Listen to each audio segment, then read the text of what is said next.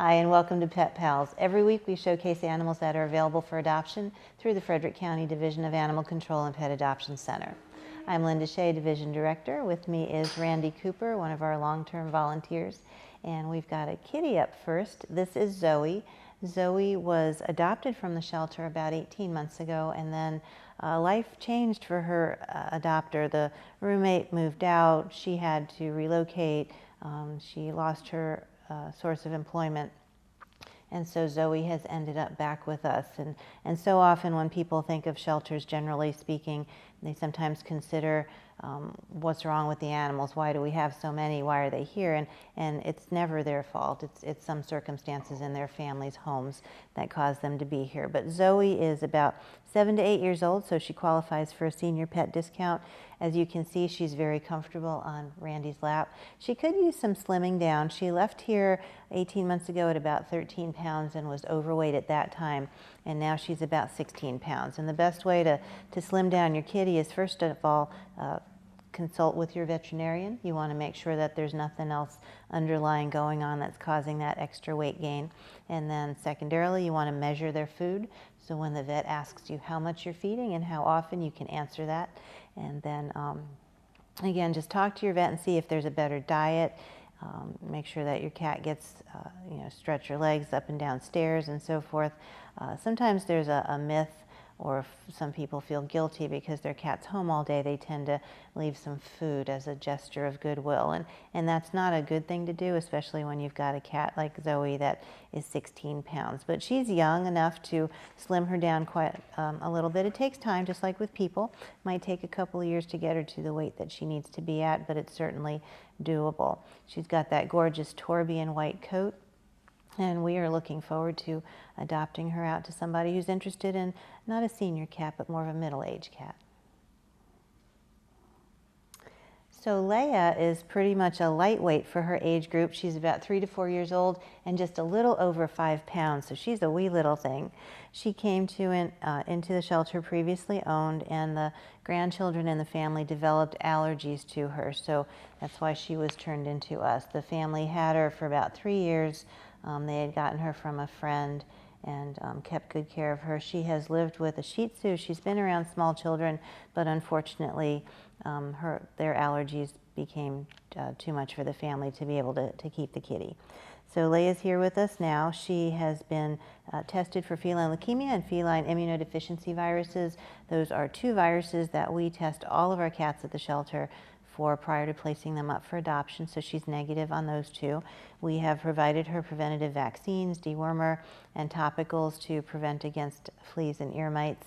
And we do that also for all of our shelter animals, and our cats especially, just to make sure that they stay healthy while they're here and that they're not transmitting disease inadvertently by having things that are transmissible to other cats.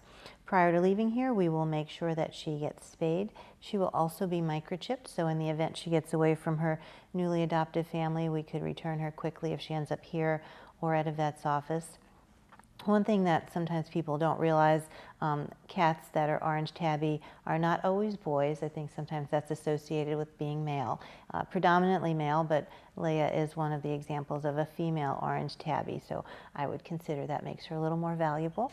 But again, 3 to 4 years old is beyond the juvenile stage and just establishing that personality that she'll have as an adult cat. Cats can live an average of 15 years, so when you bring a cat into your home, you want to make sure that you give consideration to their relatively long lifespan. You want to make sure that you incorporate a vet into your world, so your cat goes there at least once a year to make sure that everything from nose to tail is working properly, and then to be able to provide them the proper diet, considering their age, considering their weight, and so forth. But this is Leia, again, just a little over 5 pounds. This little guy is Lenny. He's about 8 to 10 months old, and he has the previous experience of living with a German Shepherd, so that's to his credit. He was turned in by his owners. The family just did not want a cat in the family. Sounded like they were more of dog people. So Lenny's with us now, but again, he's young, 8 to 10 months old. He's just about 8 pounds, so he's a good size for given his age. prior to leaving here. He will be neutered, microchipped, current on vaccines and preventatives to the extent that we can provide those while he's here. We've also snap tested him negative for feline leukemia and FIV. And those two viruses are important to know about, especially if you already have existing cats in your home. You want to know the status of their system, and then you also want to know the status of any incoming cats. Sometimes cats can carry viruses or diseases that are just transmissible between themselves. So Lenny is free and clear right now of leukemia, FIV, and we have given him the preventatives he needs. Being a juvenile, sometimes folks will come in, especially this time of year when it's kitten season, and they look for the kittens that are the youngest on the adoption floor or the smallest.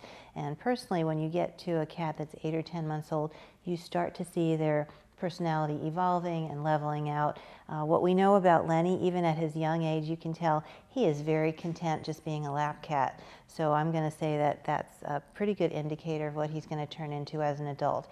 He's very social, very friendly, and right now on our cat adoption floor, he serves as the greeter, meaning that he's in the first cat cage as you walk into our adoption area. So again, this is Lenny. If you are looking for a cat that is personable and friendly and would like to do that all day, just sit on your lap and be adored, he would be an excellent choice. This little girl is Jane. We named her Jane. She came to us as a stray. So as strange as that might seem, we do get stray bunnies, we get stray ferrets, we get stray rodents, animals that you wouldn't often think would be running at large or found in people's yards, but it does happen. So Jane was found as a stray at Butterfly and Hillcrest in that area in Frederick City. So if you are missing a bunny from that area, or if you perhaps know who owns a bunny from that area who's missing one, please send them to the animal shelter. But Jane has been with us since the middle part of May. She's a lion head mix, and if you look at her ears, the mix could be part lop. She's definitely has an interesting color pattern to her. We've got her down as a goody, which is sort of, if you think of one hair being brown, it's different shades of brown. She's also got some white in there. And then around her face, she's got a little bit of gray, longer fur, almost like a mane on her back as well. So very interesting look to her. But Jane is available for adoption. Our adoption bunny fees are $50 each, and that covers getting them spayed or neutered. So prior to leaving here, Jane will be spayed. We do send them out to one of our local vets that is very proficient in spaying and neutering bunnies. Our dogs and cats are spayed here at the shelter prior to leaving. We have an on-site spay-neuter clinic, but our bunnies we do send out.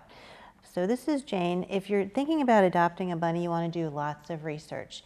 Our go-to reference is the House Rabbit Society website. They have all things bunny. They've got what you need to feed them, considerations before adopting, frequently asked questions, safe housing units, exercise requirements. Bunnies incorporate a whole world very similar to dogs and cats. So even though they're smaller, they require just as much care and sometimes more care because they're prey animals, so they need to be kept safe. But this is Jane, again, came into us as a stray from Butterfly Lane and Hillcrest. So if you're missing a bunny, are looking for a bunny to adopt, this is Jane. This little girl is Spice, and Spice may look familiar. She's been on Pet Pals before.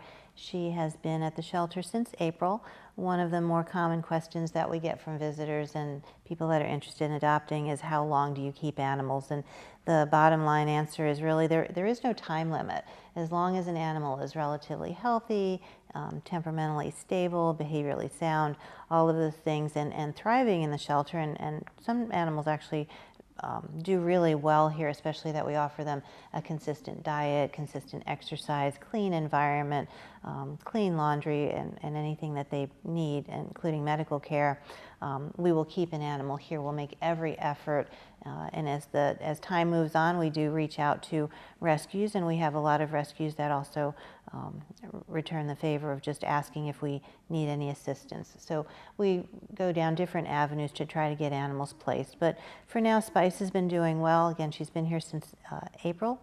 We went ahead and had her spayed, so she would be a relatively quick adoption. But again, with bunnies, you want to do your research. They are adorable. Spice and Jane both are are fairly kid-friendly, but again, you want to make sure that as a parent you incorporate some logistics and good supervisory skills. You want to make sure that your pet's not being harassed by your child, and you want to make sure that your pet is not harassing your child either. So, but Spice has been here for a while. She has been in competition with some bunnies that were a little bit cuter, a little bit younger, so that might be some of the reason why she's still here. But she is an adult.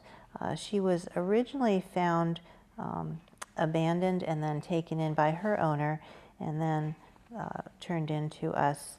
I guess she was found as a stray, and then after a month's worth of work, the folks that found her just were unable to keep her, so that's how she ended up here. So again, if you're looking for a bunny, Spice and Jane are two good choices, but we encourage you to do some research, and then also you want to ask us questions if you have any that come up or as you visit. We're certainly happy to answer those. We're going to go ahead and take a short break. When we come back, we're going to take a look at 5 of our dogs that are looking for forever homes.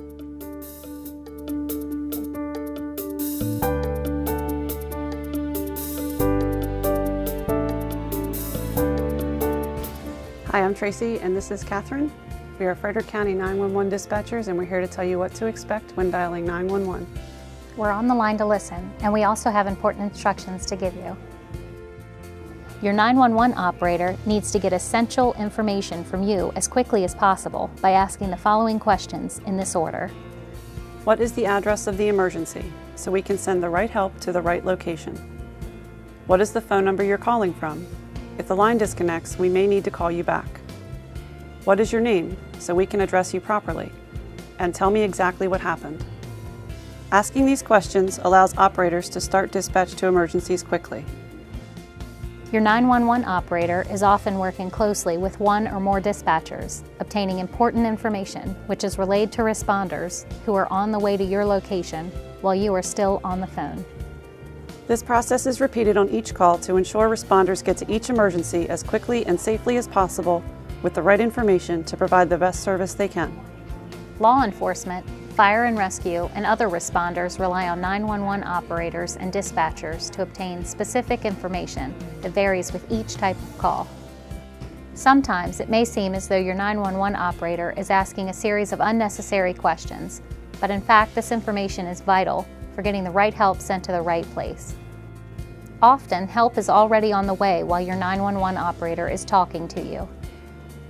While emergency crews are responding, dispatchers continue to provide them with updated information gathered by your 911 operator.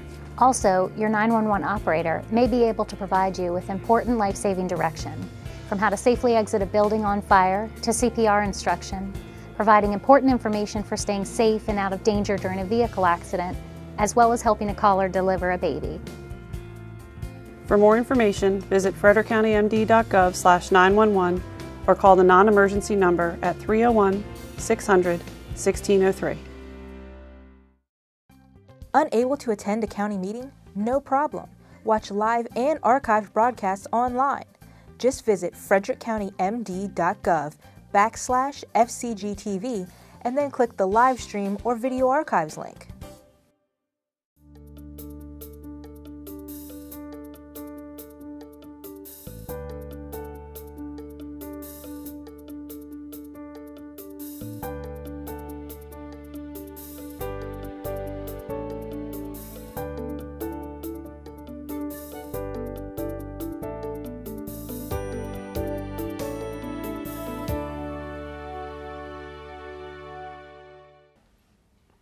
Welcome back to Pet Pals. So first dog we're going to take a look at is Shiva. She is our current resident Cane Corso. She is about a year old, so very young. And her owners did crop her ears.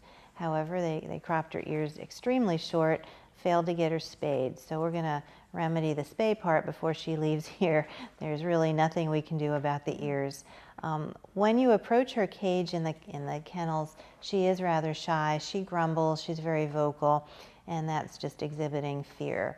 It's a unique environment. A lot of animals, if they've never been boarded, if they've not been socialized properly, or if they just are uncomfortable for any reason, in a kennel environment, it can be very stressful. So she's managed to kind of get past that, and she's become adoptable on our adoption floor. We do have her slated as Kennel Tech or approved volunteer only for that reason. It's not that she's dangerous. Sometimes her grumbling can scare people or discourage them, but once she's out of her cage, you can see that she's perfectly confident. She's a good girl, so we're looking forward to getting her adopted. If you're interested in adopting Sheba, you want to make sure that we're looking for people that have dog experience at the very least. Cane Corso experience would be awesome, or if you've had other experience with different bully breeds or shy dogs. I think her main issue is that she's relatively, I consider her to be extremely shy. She's not really exhibiting shyness now, but you can tell when we touch her, she's a little put off by that. We do have an interview process, so we will go ahead and sit down with you and pretty much ask, in this case, what do you have to offer this dog? A lot of times we do an adoption interview with all of our animals to provide education. But in the case of Sheba, we want to make sure she's only a year old and has not been well socialized. So we want you to have a plan in place that you're going to take her home, that you're going to incorporate her into your family, and that you're going to provide her an awesome life where she can learn that people are good, that life is good, and that there's a lot of benefit to being a social dog with good manners. But again, this is Sheba. She's about a year old. She's about 77 pounds now, came in a bit underweight, very tall girl. So if you want more information, we encourage you to visit, call the shelter, and maybe consider adding her to your family if it's appropriate. So this little girl is Daisy. Daisy is a Shih Tzu. She's somewhere between 9 and 10 years old. And she had been with her previous owners, her family, since she was a puppy. They had purchased both her and her brother. And then, getting into later years, the dogs did not get along. So the brother stayed with the family, and Daisy is here now to be rehomed. And she's doing well at the shelter so far. We have brought her up to speed on vaccines. She did arrive here with her vaccines being, looks like they were expired, so we went ahead and helped her out with that. With our dogs, we do provide them a distemper combination vaccine, a Bordetella vaccine to prevent against kennel cough. We also, with all of our dogs across the board, we go ahead and test them for heartworm, Lyme, Ehrlichia, and Anaplasma. Those are 4 different viruses, diseases that can be transmitted. They're tick-borne and mosquito-borne. Heartworm can come from mosquitoes. So we want to make sure that our dog population is as healthy as possible. We have some handouts recently on that we put together on heartworm. Used to be that heartworm was not as much of an issue in this area, but as dogs have been imported and transported from the southern part of the United States, we're seeing more and more positive heartworm dogs in the area. So we go ahead and test them, and then we go ahead and put them on preventative here at the shelter. And what we recommend is, if you have a dog in your family, that you go ahead and do the same thing. You should be visiting your vet at least once a year with your personal dog, and you want to make sure that when your pet offers to do diagnostics as far as testing for heartworm disease or Lyme disease or any of the others, that you go ahead and agree with their recommendations. That will keep your dog healthy, and it's certainly easier to prevent those diseases. Treatment is possible, but treatment can be very lengthy and very expensive. But Daisy is with us now. She is one of the more popular breeds that we get in. A lot of folks will come in looking for small dogs, toy dogs, or Shih Tzu specifically. Being a senior at 9 to 10 years old, she does qualify for a significant adoption discount. So her fee would be not the normal $92.50 and not the $72.50, but she would be $52.50, and that covers getting her vaccines current, spaying her prior to leaving here if she's not already, microchipping, and everything else that she needs to become part of your family. So this is Calvin. Calvin is 70 pounds of puppy love. He is only 1 to 2 years old, so relatively young. He behaves very much like a puppy. So he whines, he wags, he chases after things, he play bows. So all of that is very endearing. If you were to want to adopt Calvin, we would recommend that you do some research, that you have dog experience or that you have some patience in training. He's just very enthusiastic about life. He's got a tail that just doesn't stop. He's got wonderful ears. You can see he's very affectionate. He's just very strong. So we have postings all over his cage. You need to think before you walk him, because he is more likely to walk you if he's not in a harness or if you don't have experience with how to lure him back. He's food motivated, so that can help. If you have food on you, he's very agreeable to responding to that, but he's going to need a lot of work. He's going to need a lot of patience. He's gorgeous. He's got that beautiful chocolate color with white. As you can see, very, very playful. This can get old pretty quickly if you are not expecting it and if you are not working on kind of managing and refocusing all of that energy into something positive.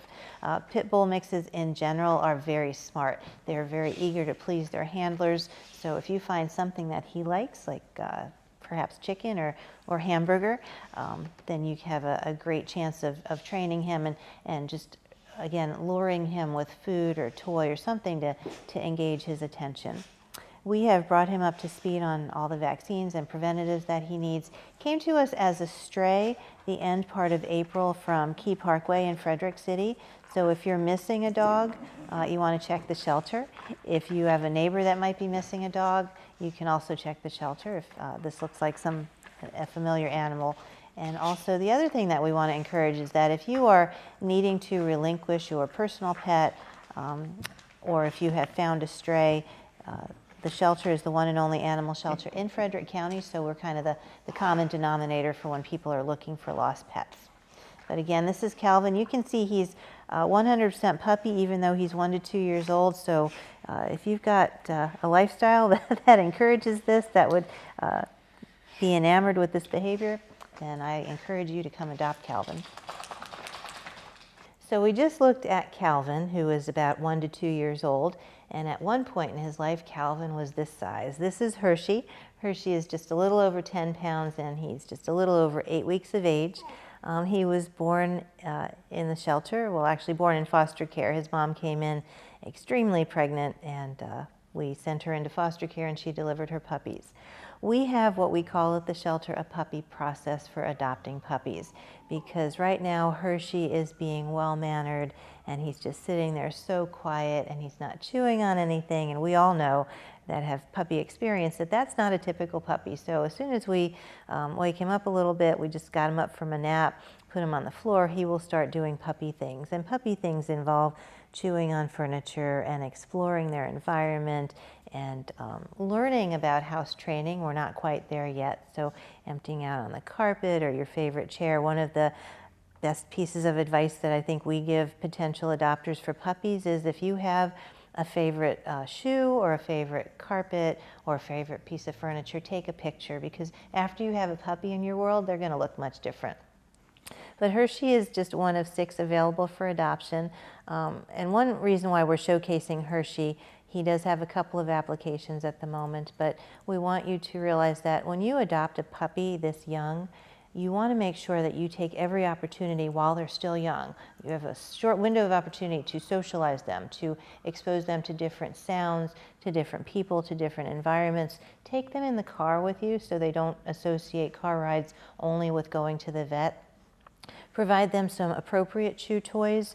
Get them comfortable in a crate. So if you have company over and you don't want the puppy wandering through or escaping out the front door or the side door, you can put them in a crate where they'll be comfortable, it'll be familiar, it'll be a safe place for them to be while you've got other things going on, other activities going on in your home. With a puppy, you need to be patient. In house training, puppies can only hold their bladder for so long. So if you get some whining at 2 o'clock in the morning and it's raining outside, you want to make sure that you have enough patience to get up, get your slippers on, get on a bathrobe, and take your puppy outside so that they can learn properly house training. You also want to consider expense. Puppies can get into things, so you want to establish a relationship with a veterinarian. Puppies will need not just one set of puppy shots, they need a series of boosters that go along with that initial vaccine. So again, there's lots that goes into puppies, much more than we could ever cover in this little segment. If you have questions about adopting a puppy from us, I encourage you to ask. If you're interested in adopting puppies, come to the shelter and see what we have available. And again, just give some thought to your resources and be realistic with expectations of yourself, but also you need to be realistic with expectations of any puppy that you bring into your family. This little girl is Coco. We just looked at one of her puppies, was Hershey. So Coco is really just a puppy herself. She's only about 10 to 11 months of age. Came to us previously owned, and the owner recognized that Coco was pregnant, realized that she could not take proper care of Coco, certainly was not prepared to deal with the puppies. So that's when Coco was brought to us, and about 5 days later delivered Hershey and his brothers and sisters. But Coco is available for adoption as well, and so often with dogs, just like cats, we see that they come in either with kittens, with puppies, and then the mamas sometimes get left behind. So we're showcasing Coco. She has been in foster care. She's definitely a product of foster care. She is working on good manners. She is definitely socialized. You can tell that Randy found a good spot to be scratched on her back. And the reason for the t-shirt and the cone, she was spayed recently, and she refuses to leave her spay incision alone. So that's how we're protecting her from herself. But those things will come off eventually once the spay incision has healed properly and she stops paying attention to it. She, according to her foster family, she loves the giant rope toys. She loves Kong toys. She's really smart, if I haven't said that already. She really is. So Kong toys are one of the best ways to keep smart dogs busy and out of trouble. You can put food in them. You can put a little bit of peanut butter, just a tiny bit, because too much can be toxic, and then put food in there. Use the peanut butter more as an adhesive than a treat. Kibble or other things, smashed bananas, little pieces of chicken, and that just keeps them busy. So a Kong toy kind of keeps the food in there, and they have to work to get at it. Although Coco, from what I understand from her foster mom, is pretty good at getting food out rather quickly. So we want to place her with someone that preferably has dog experience and that will continue training her. She's done a great job at becoming good on leash. She's house trained, but we want to make sure that wherever we place her, she's going to a good environment that's dog friendly, dog savvy, and that has enough time. And when it comes down to resources for your pet, time is probably the best gift you can give them. But again, this is Coco. She is our mama dog on the adoption floor. Her puppies are fairly well spoken for, but we want to make sure that we find her a good home as well. And that wraps it up for this week's Pet Pals. We're glad you joined us. If you've seen any animals here today that you wanted to adopt or you want to ask questions about, we encourage you to either call us or visit the shelter. Have a great week, and we'll see you next time on Pet Pals.